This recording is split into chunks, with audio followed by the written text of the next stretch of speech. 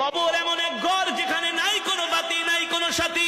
আল্লাহর নবী জিজ্ঞেস করলেন, খাদিজা, আমি আমার জুব্বা মোবারক দিয়া কাফনের কাপড় বানায়া যদি তোমাকে দাফন দিয়া দিই তাহলে কি হবে? আম্মা জান খাদিজা বলে, গো আল্লাহর নবী, যদি আমি কোনো কারণে জাহান্নামী হয়ে যাই, আপনার জুব্বা মোবারক আমার শরীরে লাগার কারণে, থাকার কারণে জাহান্নামের আগুনের এত বড় সাহস নাই। রহমাতুল লিল আলামিনের জুব্বা মোবারকে জাহান্নামের আগুন লাগবে, ঠিক কিনা বলেন? আল্লাহু আকবার। 2 নম্বরে, আমি তোমার কবরের পাশে কেন হাঁটবো? আম্মা জান ডাক দিয়া বলে, গো আল্লাহর নবী, কবরের মাটি যদি আমাকে এক পাশ থেকে আরেক পাশে চাপা দেয়, আপনার পা মোবারক যদি কবরের পাশে লাগে, মাটির পাশে লাগে, ওই মাটির এত বড় সাহস নাই আল্লাহর নবীর পা মোবারকের জায়গা ভেদ করে এক পাশের মাটি আরেক পাশে এসে খাদিজাকে চাপা দিবে।